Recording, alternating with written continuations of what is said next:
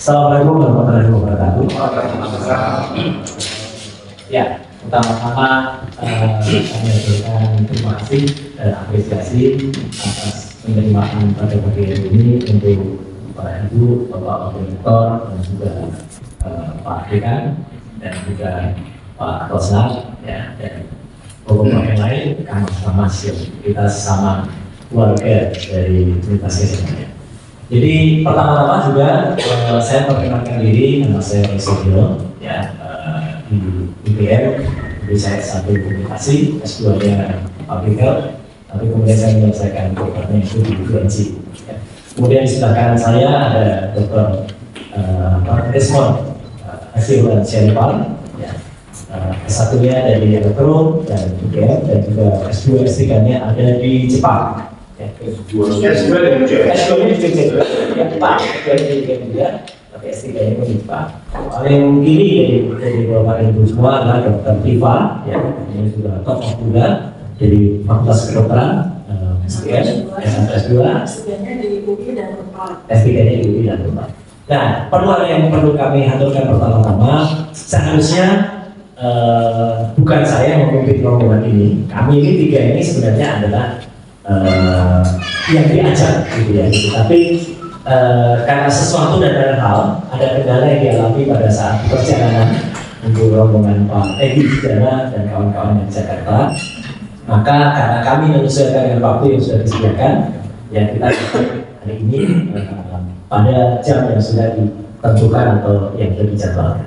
Intinya begini, kita supaya tidak terlalu lama karena terjadi sebuah permasalahan yang itu menjadi wacana masyarakat bahwa saat ini banyak yang mempertanyakan, tidak satu dua, yang banyak yang mempertanyakan tentang keabsahan dari ijazah mantan presiden kita Pak Joko Widodo yang disebut adalah alumni ya Fakultas Kehutanan Universitas Indonesia. Dan ini menjadi masalah. Kenapa masalah? Karena tidak boleh seseorang yang apalagi sudah menjabat 10 tahun, 2 kali menjadi wali kota, sekali menjadi gubernur, 2 kali menjadi presiden, kemudian dipertanyakan. Ya, kadang-kadang menjadi satu presiden sangat tidak bagus. Dan kalau masih banyak pertanyaan, mau menulis lengser kayak saya, ya justru itu, justru karena ini jangan presiden buruk, apalagi kalau modus yang sama, dalam peribahasanya buah itu tidak jauh dari akar, dari pohonnya jatuhnya. Itu juga terjadi pada sekarang yang masih menjabat sekarang, gitu. Karena itu juga punya track record yang nyaris sama juga, gitu. Lagi kita searching juga. Nah, intinya begini, kita sangat menghormati statement atau pembelaan dari rekan-rekan atau kakak-kakak kepada ibu semua selaku angkatan dari Pak Jokowi. Tapi sekarang yang memang menjadi persoalan adalah ada pihak yang memang menggugat secara resmi, ya, ijazah beliau, ya, mulai dari ijazah SD, SMP, SMA, dan yang kita bahas di sini adalah hanya yang bachelor. Dan itu gugatannya adalah secara resmi sudah diajukan pada Pengadilan Negeri Solo, kemudian juga di Jakarta. Adapun statusnya adalah tidak benar kalau itu statusnya sudah dimenangkan. Karena status yang benar adalah baik Solo maupun Jakarta. Solo itu sudah diputus, tapi putusannya bukan soal ijazahnya. Putusannya adalah justru soal lain, justru Bambang Menteri dan Gusdur itu divonis tadinya adalah menyebarkan kabar bohong, tapi oleh Mahkamah Agung kemudian itu sudah dibatalkan. Jadi artinya dia tidak menyebarkan kabar bohong, gitu ya, putusannya. Hanya kemudian karena pada saat ujaran kebencian. Jakarta statusnya adalah Pengadilan Negeri menolak atau kemudian merasa tidak berkompeten untuk mengadili, NO dalam bahasa hukumnya. Jadi belum sampai ke pokok materinya. Baik Solo maupun Jakarta tidak pernah bisa menghadirkan ijazah asli, ya, maupun kopi yang sudah dilegalisir yang dipertanyakan. Jadi belum sampai ke materi. Dan itu sebenarnya poinnya ada di situ.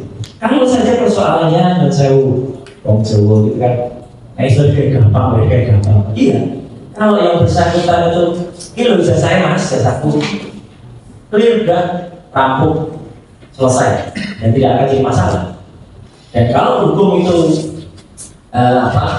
equality model yang terjadi di Indonesia, kegaduhan ini timbul karena memang yang bersangkutan tidak mau menunjukkan ijazah. Itu aja kan.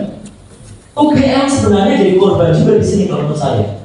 Karena UGM itu benar statusnya tidak perlu sebenarnya ikut repot karena ijazah itu begitu kita lulus juga. Itu kan sudah diserahkan kepada yang bersangkutan. Dan selesai gitu loh. Nah, menjadi lebih terima itu istilahnya Bu. Itu ketika kemudian muncul banyak statement gitu. Dari pihak-pihak yang saya sebut itu pihak dalam gitu. Meskipun itu mungkin tidak diatur. Yang pertama, ketika hanya beredar fotokopi itu mungkin tidak terlalu masalah karena fotokopi itu tidak pernah saya, Pak Rismon, Dr. Tifa itu menjadikan alat bukti, tidak pernah karena itu fotokopi dan tidak pernah diakui itu kebenaran. Ketika kemudian muncul posting pada tanggal 1 April di media sosial, yang kemudian media sosial itu kita bisa anggap itu sekarang adalah media yang harus dipercaya, apalagi yang posting adalah salah seorang kader dari partai yang pemimpin partainya, ketua partainya adalah anak dari Pak Jokowi. Ya, itu poinnya dari situ. Dan dia memastikan bahwa yang diposting itu adalah asli. Dia sebut di situ. Ini loh ijazah asli. Nah, dan itu color berwarna. Itulah yang kemudian menjadi ramai kepada itu semua. Karena itu yang kemudian sedikit memiliki kebaruan dari apa yang selama ini sudah ada di beredar di masyarakat. Berdasarkan dari situlah Pak Dr. Rismon, saya, kemudian Dr. Tifa itu mencermati karena itu dipastikan asli, maka itu kemudian kita, meskipun kita tahu dia bukan dari pihak UGM, bukan dari pihak Pak Jokowi langsung, tapi bagaimanapun juga dia anak buah dari partai yang dipimpin oleh putranya Pak Jokowi dan bahkan Pak Jokowi mungkin dikabarkan kalau secara politik akan dikongreskan untuk menjadi pimpinan dari partai itu. Ya, nah itu jadi ini signifikan. Yang kedua adalah munculnya statement, meskipun sudah dibantah dari yang bersangkutan oleh Profesor Markus. Ya, saya pun tahu dia tidak 100% mewakili UGM. Ya, tapi bagaimana juga seorang profesor yang kemudian menjadi ahli hukum pidana di Universitas Gadjah Mada tidak bisa kita lepaskan statusnya atau jabatannya. Ya, dia menyatakan bahwa ijazah itu ada dua kemungkinan. Jadi bisa jadi ijazah itu pernah ada tapi hilang, atau ijazah itu tidak pernah ada sama sekali. Gitu. Saya tidak tahu di mana miss-nya. Kemudian pemberitaannya berkembang menjadi Markus menyatakan ijazahnya hilang. Ini yang menjadi repot. Gitu. Ijazahnya hilang dan kemudian muncullah perkembangannya. Kalau hilang yang kemarin dipastikan dulu apa gitu. Nah, gitu. Jadi untuk tidak menimbulkan karut marut, ya adalah kita sekali kita berterima kasih diterima meskipun saya sampaikan apa ya, saya tuh orangnya Pak Ari tahu persis sifat saya. Kalau A saya bilang A, kalau B saya bilang B. Saya mencoba asli tapi saya lebih batak dari Pak Rismon gitu ya, dari kalau statement gitu. Karena kita terus terang agak ya menyayangkan gitu ya. Kas level ini harusnya kan level yang bisa diselesaikan di level yang lebih tinggi, tapi oke lah diterima di Fakultas Kehutanan. Kita berterima kasih ya, sudah diperhatikan yang ada di sini yang menghidupkan. Kita juga tahu Prof. Dokter Ova mungkin memang sedang tidak berada di tempat ya gitu. Ada di mana? Di luar negeri.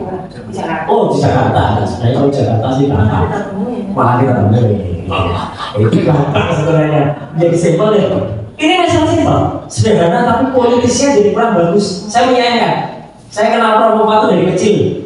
Ya gitu. Bahkan saya ikut membela ketika ada ini saya bicara terus lah. Ketika di media sosial ada pembunuhan karakter Mbak Ova, saya ikut bela.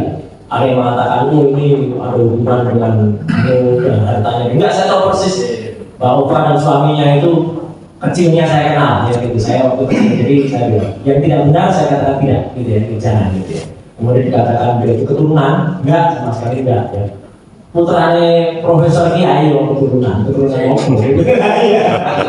Bukan saya ini. Ya, adiknya dia itu sahabat saya, Mas Zaki itu sahabat saya. Jadi artinya dalam hal ini saya memang kalau misalnya kejadian kemarin, aduh saya nggak bisa kenal saya pas di Jakarta, boleh mundur aja tanggal sekian saya ada. Citranya kan gitu. Nah, jadi hari ini mungkin yang bisa kita yang kita permasalahkan kita nggak usah lanjut ke yang lain-lain. Mau ada 1000 foto, mau ada 1000 teman, yang penting keberadaan ijazah aslinya itu aja. Ya, itu yang paling penting. Karena itu yang menjadi pokok. Jadi kami pun, saya Pak Rismon dan kita akan menambahi. Yang kita search kemarin ya mau nggak mau adalah lembar yang dipastikan kalau itu asli dari kata kader itu. Gitu. Jadi kita nggak memasalahkan mau itu ada foto atau mau ada pengakuan gitu ya. 2 hari yang lalu saya juga ketemu dengan Agustin Tanggawati. Ya, di pernikahan saya juga ngobrol sempat, gitu ya. Saya menghormati statementnya, ya. Saya juga menyampaikan yang penting ini Mbak, yang penting itu adalah ijazah aslinya sekarang ada di mana. Sebelum kita kembalikan, sekalian saya mohon Pak Rismon dan juga Steven untuk menambahkan. Silakan. Ya. Fakultas Teknik tahun 98, masuknya tahun 94, 4 tahun. Terus master saya juga dari elektro tahun 98, lulus 99, lulus 2002 kalau nggak salah. Ijazah asli. Terus apa yang kita analisa sebenarnya sebelumnya latar belakangnya adalah saya datang sendiri ke perpustakaan Fakultas Kehutanan untuk melihat sendiri. Terus ada seorang bapak tanpa saya minta juga memberikannya, itu pun dalam waktu 5 menit. Nah, analisa saya ya, menambahi pengamatan saya frame demi frame, ya, ijazah maupun lembar pengesahan yang dilakukan oleh Pak Dr. Sigit Sunarta sebagai dekan. Jadi supaya komprehensif maka saya datang sendiri ke perpustakaan Fakultas Kehutanan UGM. Jadi ini bisa teknis ya yang saya tanyakan. Pertama adalah ya, terkait pada ijazah maupun pada lembar pengesahan. Saya bahas dulu pada ijazah. Ya. Font Times New Roman itu memiliki karakter atau fitur yang sangat spesifik, terutama untuk karakter-karakter seperti A, M, kaki-kakinya itu M, S ada hubungannya karena telah menggunakan koleksi font ya, type font, open type dan true font yang telah dibeli license-nya oleh Windows dan Adobe pada tahun 1992 dengan operating system Windows ya, aplikasinya Microsoft Office. Nah, di situ menggunakan algoritma kurva Bezier, polinomial pangkat 2 dan pangkat 3. Jadi di situ bisa saya analisis ya, apa yang ditampilkan oleh Pak Dr. Sigit, bahwa fitur pada ijazah Bapak Joko Widodo yang ditampilkan, ini yang ditampilkan ya, yang sebenarnya saya tidak tahu. Itu exactly menggunakan word processor dengan yang sangat modern ya. Prediksi saya di atas tahun 95, sementara Pak Joko Widodo itu lulus tahun 1985. Nah itu. Terus berikutnya adalah lembar pengesahan skripsi. Ya. Lembar pengesahan skripsi itu juga ditunjukkan juga sedikit oleh Pak Sigit Sunarta. Nah di sini yang paling membuat saya yakin bahwa 11.000 triliun persen skripsi itu palsu. 11.000 triliun persen palsu. Kenapa Bu? Satu, secara administrasi akademik tidak mungkin seorang lulusan UGM lulus dengan skripsi tanpa tanda tangan penguji. Itu tidak mungkin. Tanda tangan, tempat kapan apa akan dilakukan juga tidak ada, kosong. Terus saya analisa juga tanda tangan ya dari Bapak Profesor Dr. Insinyur Ahmad Sumitro ya. Meskipun saya pertanyakan nama resminya Ahmad Sumitro atau Ahmad Sumitro, kan perlu kita dengarkan. Nah, itu tanda tangannya juga jauh dari keidentikan. Kembali lagi pada lembar pengesahan tersebut, ya, saya temukan exactly dengan pencocokan string dan karakter itu exactly Times New Roman yang belum ada pada tahun 1985 yang sudah disanggah oleh juga Pak Sigit, ya, Pak Dr. Sigit Sunarta dan Pak itu dipercetakan prima tahun 1985. Ternyata berdirinya saya cek di tentang kita di halaman websitenya adalah berdiri tahun 1986. Bagaimana mungkin Pak Joko Widodo mencetak di percetakan prima yang baru berdiri di tahun 1986 padahal lulusnya tahun 1985, dan itu pun baru berupa layanan fotokopi dan penjilitan. Nah, dari situ ya, setelah saya menganalisa pencocokan string, karakter demi karakter, fitur kaki-kaki, ya, fitur kaki-kaki dan lingkungan, exactly menggunakan algoritma yang sudah sangat tinggi, algoritma kurva Bayesian, polinomial pangkat 2 dan pangkat 3, ya, kuadratik dan kubik. Jadi di situ saya simpulkan 11.000 triliun %, ya, bahwa lembar pengesahan skripsi tersebut diproduksi jauh dengan teknologi jauh di atas 1985. Jauh di atas 1985 dengan word processor yang jauh di atas teknologi 1985. Kita bisa berdebat secara ilmiah, Bapak Ibu dari UGM bisa membawa ahlinya agar kita rekonstruksi apakah benar 1985 bisa menghasilkan atau memproduksi lembar pengesahan seperti itu. Kalau kita bicara word processor tahun 1985, di bawahnya itu ada Chirainer 19 1986, word processor word star paling word processor 3 ya tahun 1983, atau Macintosh tahun 1984. Itu tidak ada menggunakan font dengan Times New Roman. Font Times New Roman dengan lengkungan yang sangat sempurna, tidak bergerigi.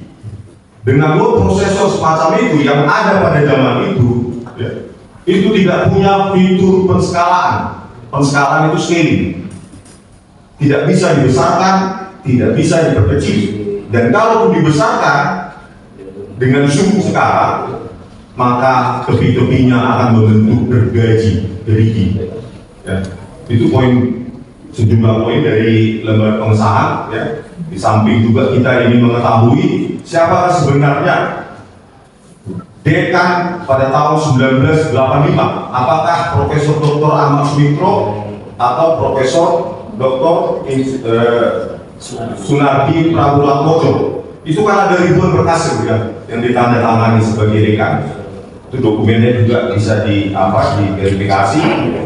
Terus kemudian ya, di samping teknologi, saya meraba sendiri skripsi tersebut. Ya, saya menyentuh sendiri skripsi tersebut dan jauh lebih putih, lebih mudah ini secara kasat mata, karena kita tidak punya akses untuk uji kertas, secara kasat mata itu jauh lebih putih, lebih mudah daripada sisanya ya, rekan tubuh dari skripsi tersebut. Terus lanjut, ini ada waktu gitu. Oke, lanjut. Nama, terus terkait dengan pembimbing skripsi, ya. Di beberapa kesempatan atau di sebuah kesempatan Pak Joko Widodo mengatakan pembimbing skripsi saya datang berkali-kali galak katanya adalah Bapak Insinyur Kasmujo MS, dan Pak Kasmujo sendiri pun mengatakan bahwa ia adalah dosen pembimbing skripsinya. Tetapi legalitasnya adalah ternyata di dalam lembar pengesahan skripsi tersebut yang tertera adalah Profesor Dr. Insinyur Ahmad Sumitro. Begitu juga di Prakata. Jadi tidak ada jejak legalitas atau jejak akademis dari Bapak Insinyur Kasmujo MS. Secara administratif ini kan perlu diverifikasi, karena kalau itu tidak benar kesaksian Pak Jokowi, maka ia menyebarkan hoax dan Bapak Kasmujo. Berikut dengan kita perlu tahu lembar pengesahan skripsi yang tertera dosen-dosen pengujinya siapa saja. Kalau bisa ditunjukkan sekarang, kita scan agar kita mengetahui, kita lakukan pencocokan sendiri algoritma tertentu kalau memang tidak diizinkan untuk kita uji kertas atau hal itu di pengadilan. Terus masalah itu, terus berikutnya jejak akademik yang paling penting juga, salah satu indikator akademik yang paling penting adalah kuliah kerja nyata. Terkait dengan kewajiban atau UGM yang mewajibkan kuliah kerja nyata sejak tahun 1979, maka Bapak Joko Widodo jika menyandang gelar kesarjanaan UGM, ia wajib melaksanakan kuliah kerja nyata. Oleh karena itu kita ingin informasi di desa mana, kecamatan mana, kabupaten mana, sehingga bisa kita verifikasi. Saya datang sendiri juga nanti kebenaran untuk menguji dan memvalidasi hal tersebut. Karena apa? Karena tanpa melaksanakan KKN tidak mungkin seorang mahasiswa UGM memiliki ijazah. Kalau itu sudah tidak ada, untuk apa kita berdebat panjang? Itu pasti gugur ijazah tersebut, pasti sudah 1.000 triliun palsu. Terus hasil pencarian ETD, bentar Pak ya, hasil pencarian ETD, argumennya Pak Sigit Sunarto mengatakan, kenapa Rismo tidak melakukan perbandingan? Di mana Pak? Saya lakukan perbandingan di ETD, tidak ada. Skripsi tahun 1985 Fakultas Kehutanan cuma punyanya Pak Joko Widodo, kemana yang lain? Bagaimana saya melakukan perbandingan? Saya sudah ke perpustakaan pusat ETD, di sini nggak ada katanya sudah digitalisasi. Lalu saya ke perpustakaan pusat, tidak ada, cuma punya Pak Joko Widodo. Makanya Bapak riset dulu sebelum saya mengcounter argumen saya. Saya bukan bodoh Pak, kita sama-sama doktor. Kita sudah sepakat ya. Iya. Enggak, soalnya klarifikasinya. Benar, tapi mohon. Iya. Kita sama-sama, kita sudah sangat juga kita sudah keluarga. Baik-baik aja kita. Cuma bahasanya terlalu personal Bu, menyebutkan saya ex-dosen. Ad hominem itu, ngapain disebutkan saya ex-dosen Universitas Mataram? Itu udah ad hominem, itu tidak perdebatan ilmiah dari klarifikasi UGM loh. Kan sudah menyerang pribadi. Dari mana Bapak tahu saya ex-dosen? Mas Desmond, jangan masuk ke situ. Masalahnya saya menjelaskan klarifikasinya Pak. Kalau itu kita terima. Jenengan juga akan menyebutkan di video rumah Mas Sigit. Iya. Berkali-kali. Jadi kita jangan masuk ke situ. Oke Pak. Ini kita Terus Semua aja. kita lanjutkan Pak ya. Mohon maaf. Kaitannya dengan ETD, pencarian ETD memang tidak ada selain skripsinya Bapak Joko Widodo di Fakultas Kehutanan. Nggak tahu yang lain, fakultas lain cuma punya Pak Joko Widodo. Dan itu pun dengan hasil scan yang sangat berbeda. Nah berikutnya, ya, kaitannya dengan ketidakadaan skripsi-skripsi di tahun yang sama untuk kita melakukan perbandingan, maka ada seseorang mengirimkan kepada saya skripsi di tahun 1985 yang ada di sini. Berikut dengan videonya. Ya. Masuk atas nama Sri Dominisi Sigit Harbinarto, ya, profesor yang merupakan dirjen juga, dan itu komisaris ya, di mana itu di Sumatera Utara dan di Alvin. Ya. Ya. Nah itu terus Edi Trianto, Lembak Edianto. Ibu bisa verifikasi sebagai wakil rektor bidang kemahasiswaan. Kenapa? Pendidikan ya. Dan itu kosong semua, tanpa ditandatangani lembar pengesahan. Ditandatangani oleh dosen pembimbing, dosen penguji, apalagi dekan. Dan itu dicetak, direproduksi dengan teknologi cetak modern. tahun di atas tahun 95 bahkan saya dengan prosesor yang sangat modern, ya itu perlu dijawab, ya perlu dijawab juga, ya. Terus untuk seterusnya masalah yang lain, kalau bisa kita bisa mendapatkan kesempatan untuk menguji radiokarbon CO2 dating analysis, ya. Terus ink dating analysis, terus digital forensik di tempat yang sangat independen.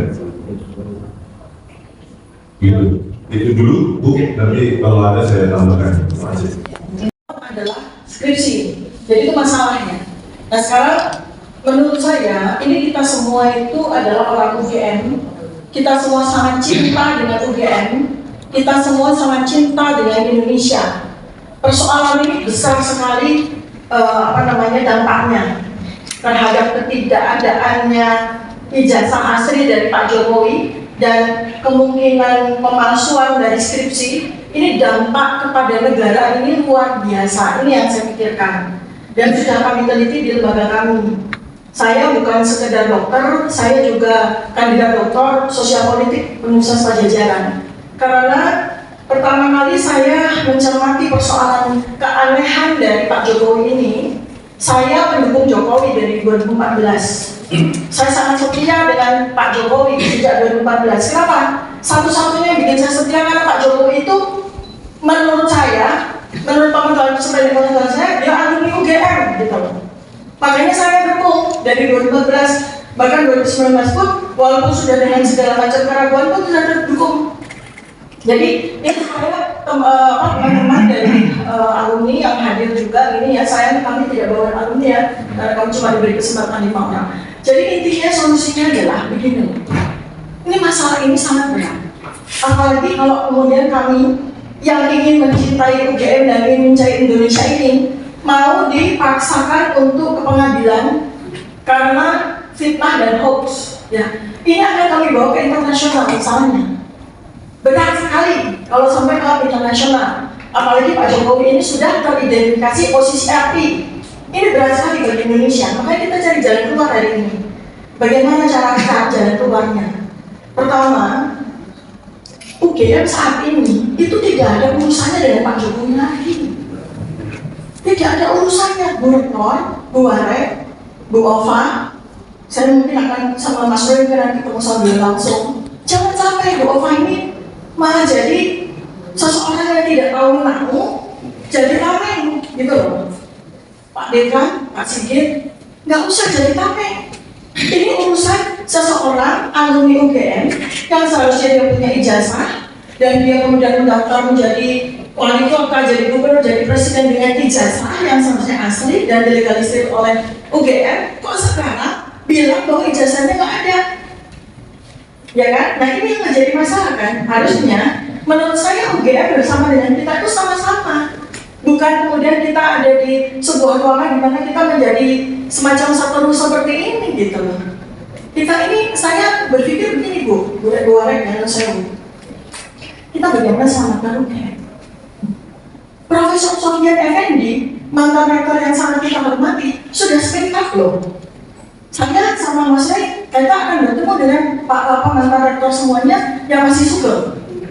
Kami akan minta pandangan-pandangan beliau dan pengalaman beliau ketika menjalankan administrasi direktorat. Mungkin kami juga akan ketemu, mungkin secara mata dengan Bu Ova. Karena kami juga sayang sama Bu Ova. Saya sama Mas Ray itu kenal sahabat baik dengan Bu Ova itu dari kecil, sama-sama kita gitu loh. Jadi jangan sampai Bu Ova itu salah langkah melindungi seseorang yang keliru gitu loh. Ya itu Pak Dekan cukup begitu. Jadi saya juga sudah tahu dapat bocoran juga dari internal bahwa internal lagi diminta untuk katakanlah bagaimana membackup si 2 dokumen tersebut baik ijazah maupun skripsi. Wah itu jangan sampai. Ini saya dapat bocoran misalnya, jangan sampai, nggak usah. Biarkan itu dihadapi sama Pak Jokowi sendiri gitu loh. Beliau kan tinggal mana ijazahnya dan mana skripsinya.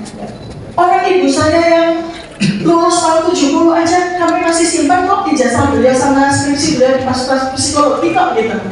Masa yang baru lulus tanda kamu udah nggak punya ijazah sama udah nggak punya skripsi lagi gitu. Nah, dan saya punya semua ini adalah sebuah konspirasi yang membuat UGM itu menjadi korban. UGM itu menjadi korban. Jadi sekarang kita coba selamatkan sama-sama. Menurut saya juga Bapak Ibu dan saya teman-temannya, saya nggak bilang teman-temannya Pak Jokowi ya, Bapak dan Ibu yang alumni Fakultas Kehutanan 1980 itu nggak usah juga jadi tameng. Karena nggak perlu juga, nggak penting juga gitu loh, memperlihatkan ijazah, memperlihatkan foto-foto kami lagi di gunung dan segala macam. Menurut saya ini sudah diidentifikasi loh, itu bohong loh, gitu loh. Ya, antara bohong loh ya, ini antara yang beliau menceritakan dengan faktanya ya. Ini ada yang sudah mengidentifikasi ya. Ini ada ilmu yang lain lagi ya, ilmu yang lain lagi sedang mengidentifikasi cerita-cerita beliau. Nah, jadi sekarang ini yang kita cari yang cerita beliau yang dari mulutnya Pak Jokowi, bukan dari panjenengan bukan. Kami nggak ada urusan kita. Yang dari mulutnya Pak Jokowi itu sedang diverifikasi secara AI loh, secara digital forensik. Ceritanya tuh nyambung nggak dengan fakta gitu ya. Ini adalah sebuah fakta yang perlu kita olah ya. Kita sedang menjauh. Jadi sekarang seandainya seorang mantan presiden itu ternyata menggunakan dokumen palsu sampai dia menjadi presiden, persoalannya sangat berat buat bangsa ini. Karena hukuman dan segala macam, dan itu jangan sampai terlibatkan UGM gitu loh. Kalau seandainya beliau memang salah, beliau memang memasukkan dokumen-dokumen, ya itu biar ditanggung sama beliau sendiri. Jangan sampai UGM jadi tameng, apa urusannya sama UGM nggak ada. Saya juga kalau saya punya masalah hukum atau apa-apa, saya nggak akan minta-minta sama rektor untuk melindungi saya kok. Sekarang ibu-ibu, bapak-bapak yang belakang itu sesama alumni kita, kalau panjenengan semua punya masalah hukum, apa terus minta rektor sama Pak Dekanya melindungi? Kan tidak. Tapi apa orang kalian sudah lulus kok gitu ya. Jadi UGM itu juga harus bisa bilang seperti itu. Ini menurut saya ya, jadi ini persoalan politik yang sudah advance, very advance. Bu Ova seorang yang kami sangat ngerti, beliau seorang akademisi luar biasa, seorang dokter yang luar biasa, tapi beliau sangat buta politik. Dan saya beliau sangat buta. Jadi jangan sampai beliau yang tidak paham politik itu sampai kemudian dimanfaatkan oleh seseorang untuk menjadi better, untuk menjadi tameng. UGM juga ini, karena nama UGM ini bisa jatuh sampai ke dasar jurang nih kalau kita tidak pandai menempatkan diri gitu. Jadi apa artinya segala apa namanya